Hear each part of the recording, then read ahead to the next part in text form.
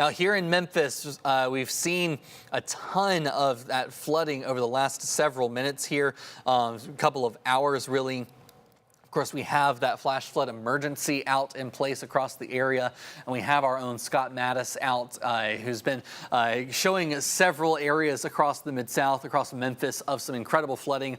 Scott, it looks like you've got a lake that has formed behind you. Let us know where you're at and what you've been seeing recently.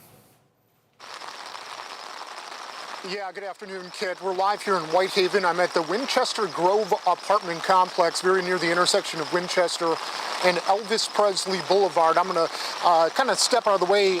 There's a Dodge Charger that you can see in the middle of what can only be described as a lake that just got stuck a couple of moments ago. It was trying to get onto the other side of this apartment complex. And one of the reasons why we're here is because of the flooding, of course. There's a lot of reports on social media that people are trapped in some of these condos, townhomes, if you will, unable to get out of their second floor units. And you can see the lake continues right here. There's a vehicle that was attempting to get through it. Somehow, some way got stuck up on the grass. There's a vehicle trying to go through right now. You'll have to excuse me, there's a warning going off in my ear.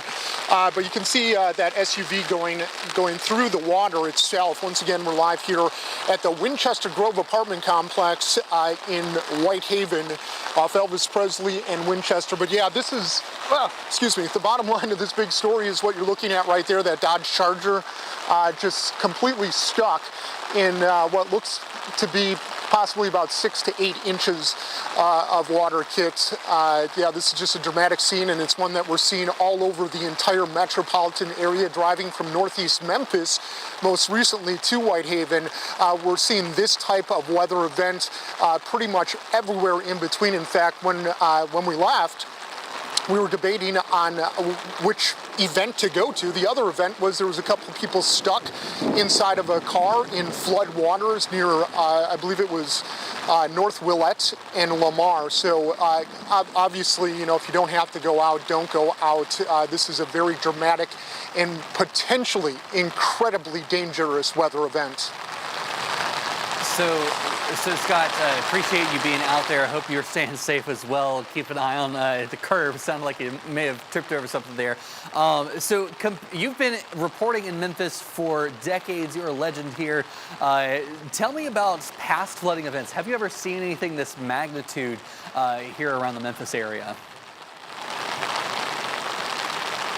Not really that I can recall that is as dramatic and dangerous as this. Of course, we had the Great Flood, I believe it was back in 2011, but that was really the Mississippi River that was causing the majority of the problems. But like you both have been talking about, we're not talking about the Mississippi River right now. We're talking about this influx of rain, this precipitation, and not just for one day, like our viewers know, because we're all living in this. This has been going on for the last several days, and there's nowhere for this water to go except for to these creeks, these tributaries, these rivers.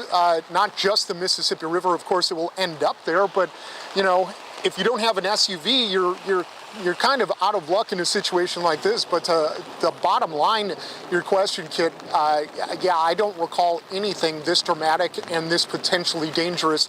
You know, when we started our day off, we were down off the freeway where the freeway was completely flooded. I don't recall that ever happening. And of course, we can see minor flooding in places day in, day out, just from a normal heavy thunderstorm. But tell me a little bit about your trip, because you're down towards the Whitehaven area. So you were started up here from our studios.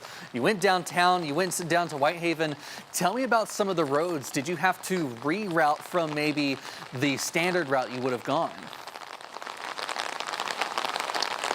No, we didn't, thankfully. But yeah, like you said, we started off at the studio this morning in northeast Memphis. We headed downtown, where of course we understood that there was a very severe problem at the intersection of Danny Thomas and Interstate 40. Then we went over to the Berclair area, where I believe I last saw you, where the neighborhood was completely flooded. I'm going to step out of the way here once again so you can see what's happening here in Whitehaven. You see that Dodge Charger stuck in the middle of what what can only be described as a lake that used to be a parking lot just a few short hours ago. There's an SUV that is, they can only be scratching their head wondering, how far should I go? Should I continue on this path? And it looks like they're probably going to back up and turn around, which is, probably a good idea. But, this is quite literally a parking lot that is underwater. And Kit, we've seen this all across the city, all across Shelby County.